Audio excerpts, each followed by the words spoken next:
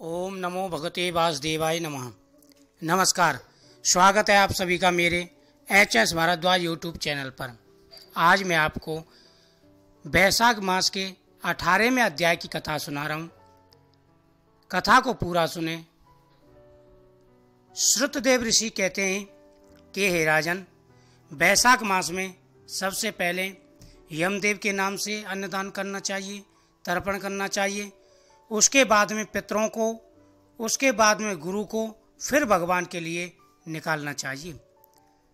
इसमें भगवान के निमित्त शीतल जल, दही, अन्न, तांबूल, दक्षिणा और फल कांसे के पात्र में रख करके भगवान को अर्पण करें। उसके बाद में जो भी बस की हो दान करना चाहिए। श्रुतदेव कहने लगे कि वैशाख मास की मेष संक्रांति में जो प्राणी प्रातः स्नान कर भगवान की पूजा करके भगवान की कथा सुनता है वह मनुष्य वैकुंठ को जाता है।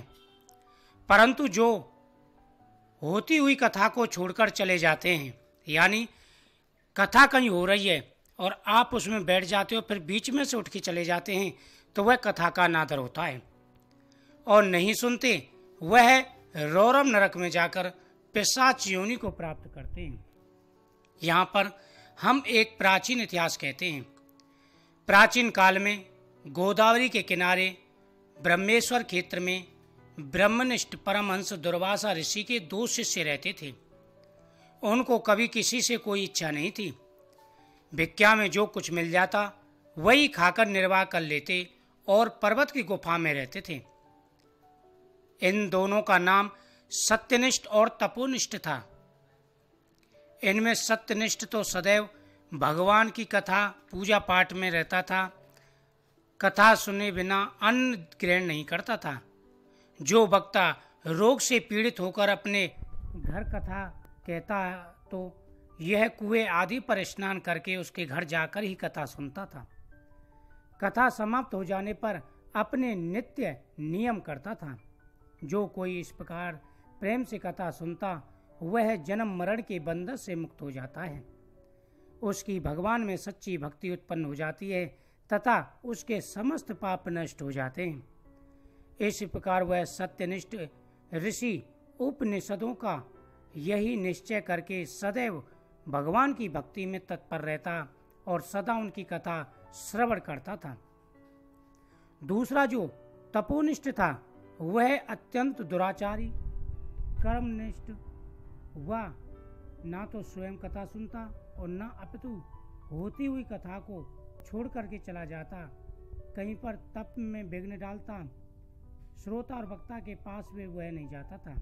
बस द्रौपदी इसी प्रकार अपना समय बिताता, न हरि कथा सुनता न सुनाता। जब वह मृत्यु को प्राप्त हुआ तो कथा के दुराग्रह के छिन्न कर्ण नाम वाला बलवान पिशाच समी के वृक्ष पर हुआ। यानी मृत्यु के बाद में वह राक्षस पिशाच की योनि में हो गया। वह अपने किए कर्मों का विचार करता हुआ भूख प्यास से दुखी होकर इधर उधर भटकता फिरता था। कदाचित वहां सत्यनिष्ठ भ्रमण करता हुआ उस पैठिन सीपुर में आ गया।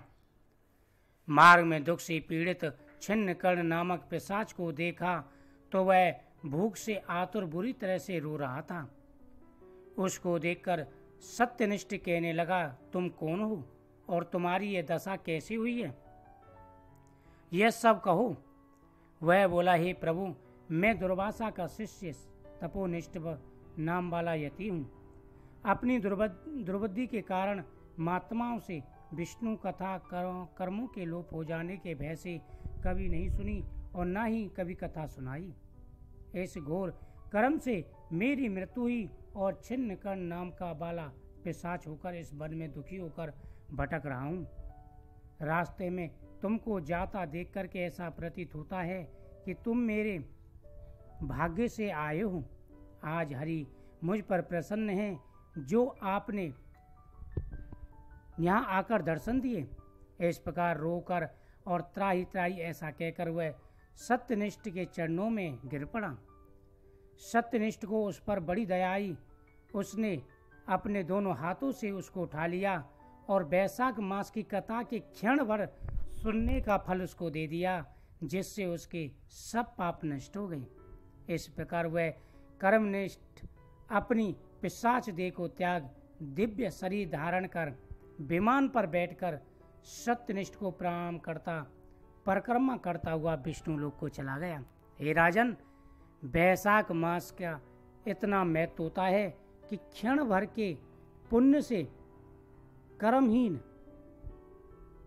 तपोनिष्ठ की मुक्ति हो गई। बोल वैशाख मातम की जय।